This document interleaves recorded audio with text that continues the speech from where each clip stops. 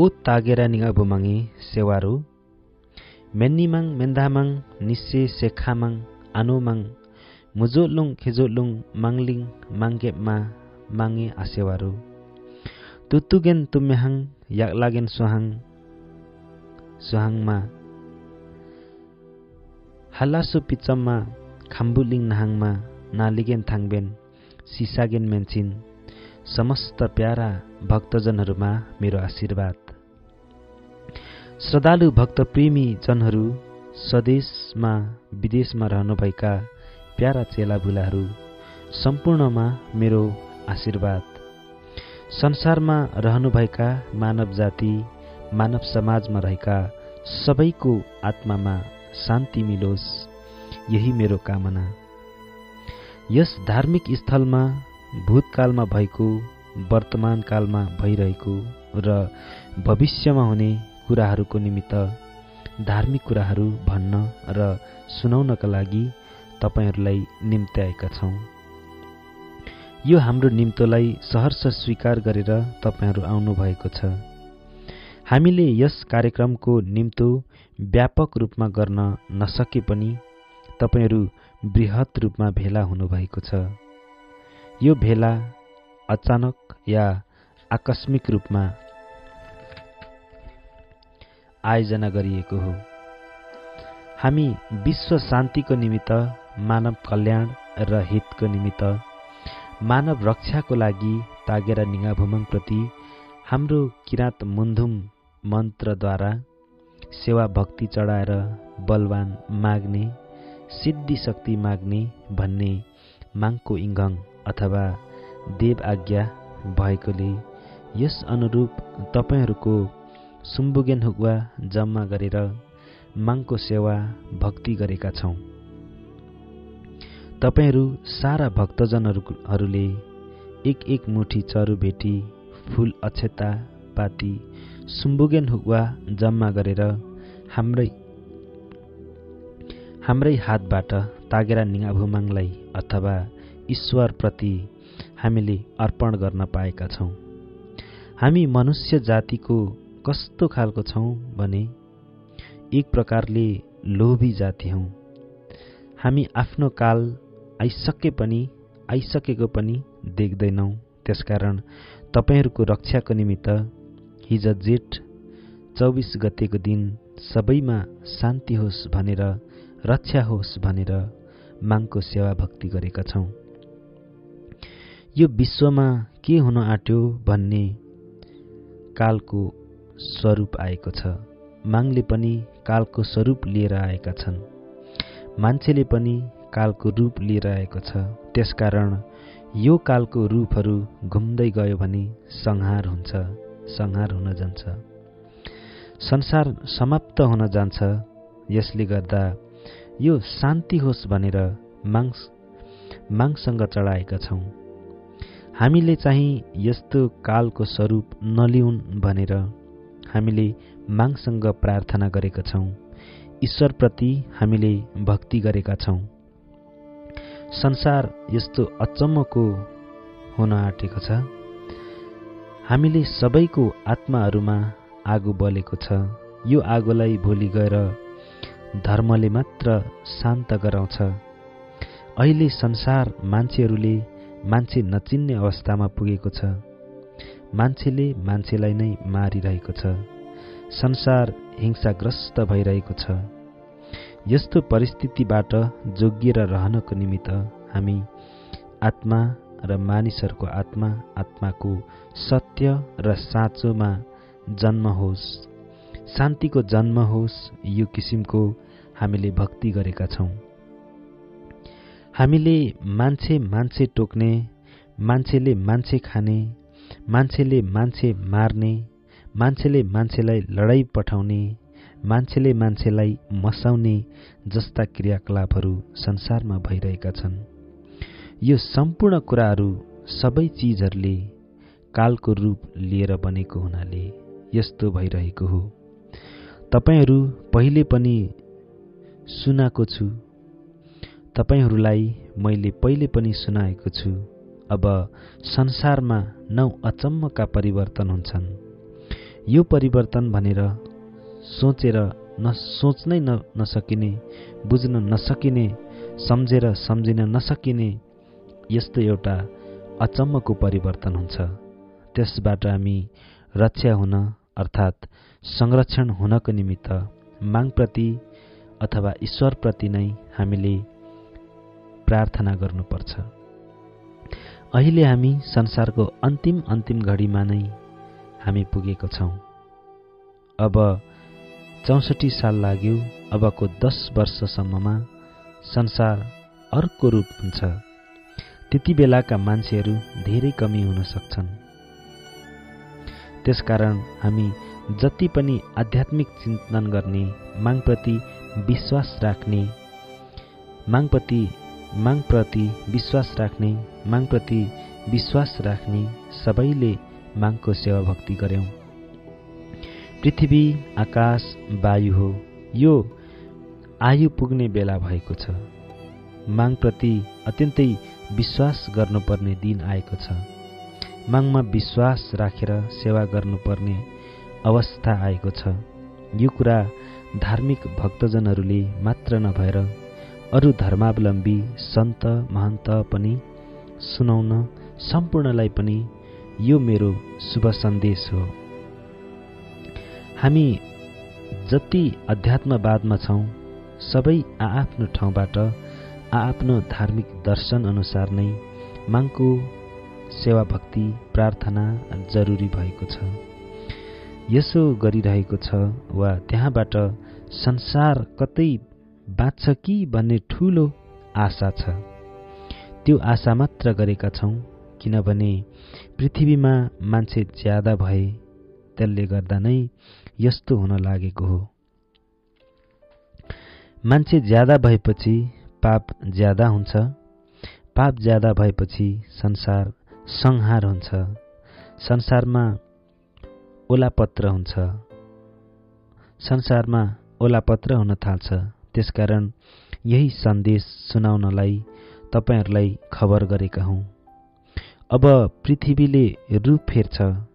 स्वरूप फेर्दा यहाँ अनेकौं हुन्छ। अनेक हुन्छ, त्यो भन्न सकिँदैन। यसरी रूपहरू परिवर्तन हुँदा पहाड मधेस मैदान हुन जान्छ। मधेस मैदान पहाड हुन पनि सक्छ। उच्च ठाउँ पनि हुन सक्छ, उच्च पनि हुन सक्छ। यो दुवै कुरा हुन सक्छ। यो संसारमा पहिला पनि यस्तै हुँदै आएको हो। हामीले ईश्वरप्रति अत्यन्तै श्रद्धा भक्ति गर्नुपर्ने अवस्था देखिन्छ। यस प्रकारको प्रक्रिया सुरु भइसकेको छ। अब संसारमा कस्तो भूकम्प आउँछ भन्नुहुन्छ भने एकदम अस्थायी रूपमा बिस्तार जान्छ, तर लामो जान्छ। हाम्रो विवेकले त्यही कुरा देखेको छ र वृद्धिको वरिपरि र पृथ्वीको वरिपरि हजारौं हजार ज्वालामुखीहरू आउँछन्। त्यस्तो भएर कुनै पाखा पखेराहरू सहर हुन सक्छन्। त्यसकारण तपाईहरूको निमित्त यो सन्देश दिइरहेको छु। अहिलेको युग यो कुरा भन्दाखेरि कसैले पत्याउँदैनन्। पत्याउने थोरै हुन्छन्, खिल्ली उडाउने धेरै हुन्छन्। तर खिल्ली उडाउनेको पनि चान्स हुँदैन, त्यसलाई पनि अप्ठ्यारो हुन्छ। यस्तो परिस्थितिबाट जोगिन र संसारलाई बचाउनको निमित्त हामीले अग्ला डाँडाहरूमा सेवा पूजा गर्नुपर्छ। अग्ला डाँडाहरूमा यज्ञ लगाउनुपर्छ।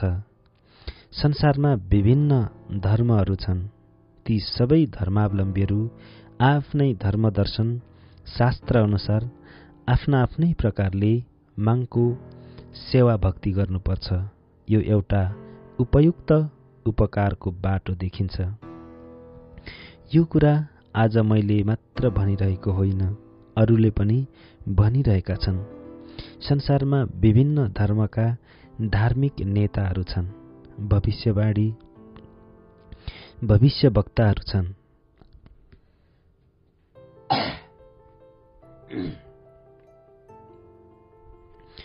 उनीहरूले पनि भन्दै आइरहेका छन्, हामी सबैले आफ्नो आफ्नो स्थानबाट बोलिरहेका छौँ। यसरी यो कुराहरू बोल्दाखेरि अहिलेको चमत्कारको युगमा, भौतिक संसार, वैज्ञानिक युगको जगतमा कसैले पत्याउनु नसक्ला। हो, तर यो कुरा पूरा भएरै छाड्छ। अब संसारमा आमूल परिवर्तन हुन्छ।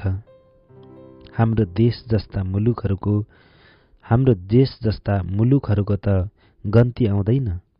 त्यसकारण बाँच्नको निमित्त एउटा मात्र उपाय छ, त्यो हो मागको भक्ति, मागको प्रार्थना। यही मात्र एउटा उपाय छ।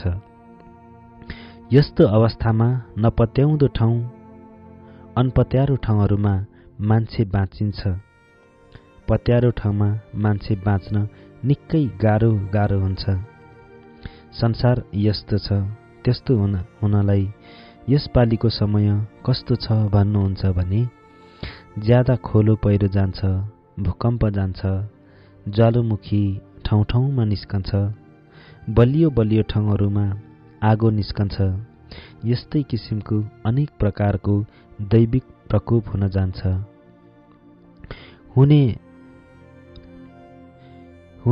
हुनामी त हुनामी त कहिले पनि मेट्दैन। हुनामी त कहिले पनि मेट्दैन।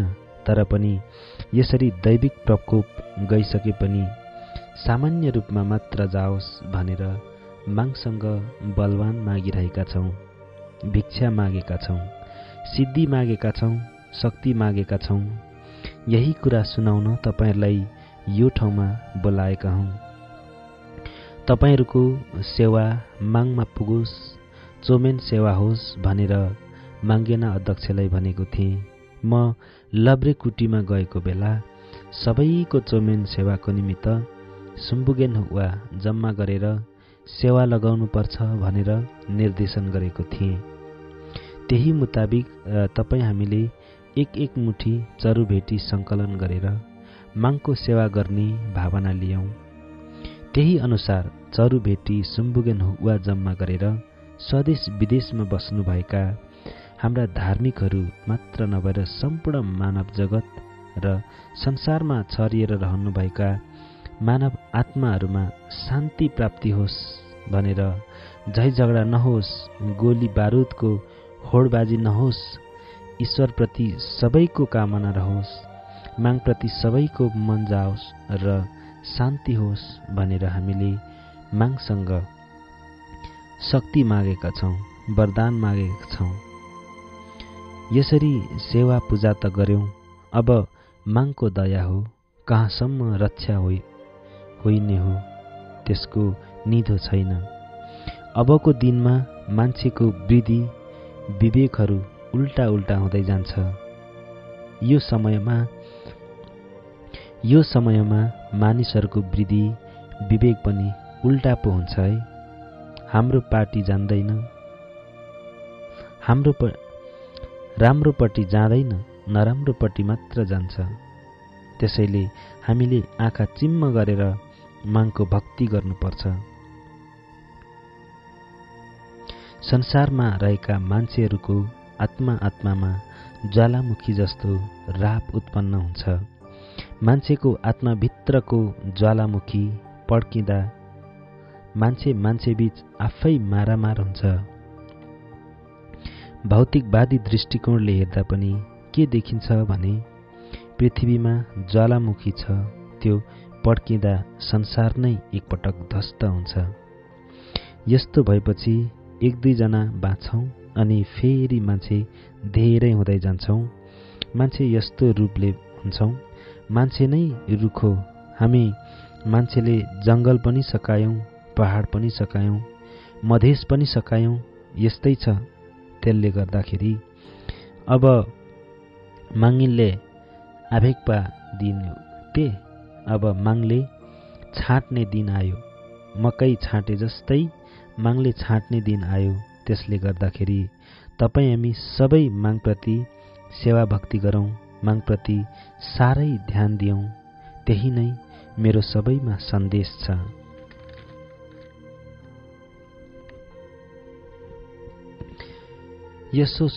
यसो सोचेर ल्याउँदा मलाई अचम्म लागेर आउँछ।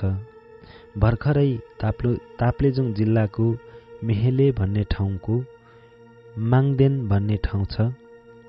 त्यो वरिपरि भूकम्प गयो। त्यो ठाउँ निकै बलियो हो।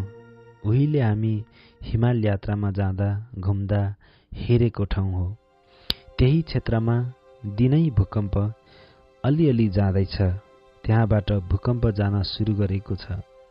मैले यसो सम्झे त्यहाँनिर भूकम्पको केन्द्रबिन्दु भयो भने त यहाँ हामीलाई पनि असर गर्छ। हामीलाई पनि छिटा लाग्छ जस्तो त लागिरहेको छ। भूकम्प गए पनि अर्कै खालको छ।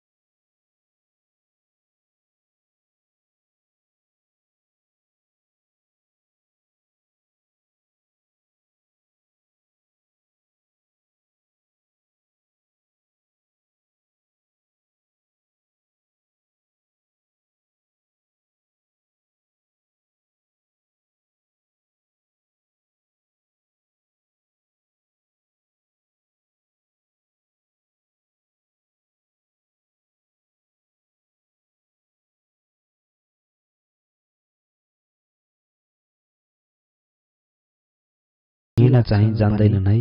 सत्य चिताइयो र यस्तै रमाइलो कुरा गर्दा गर्दै आजको धार्मिक उपदेश ज्ञानहरूलाई उभाउली सेवा छ। यो कुरा सम्मको लागि भनेको होइन, बिसाउँछु सेवारो किराँत थाङसाम साम्य दियाहा।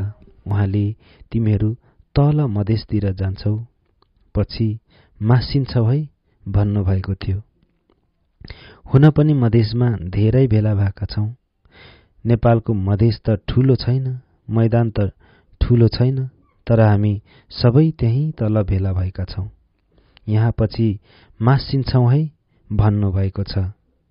सेवारो अहिले तपाईँ हेर्दै हुनुहुन्छ माङसेबुङ टिभी। माङसेबुङ टिभीलाई सब्स्क्राइब, लाइक, कमेन्ट, शेयर गरिदिन हुन हार्दिक अनुरोध गर्दछु।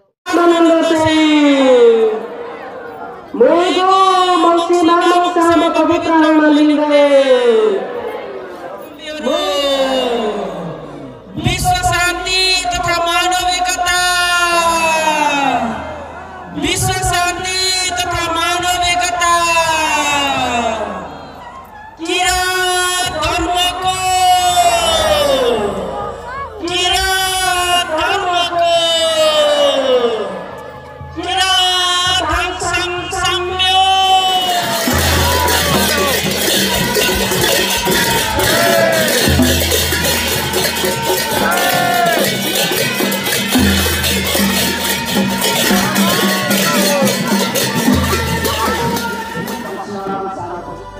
ओ तागिरा निवा भूमांगे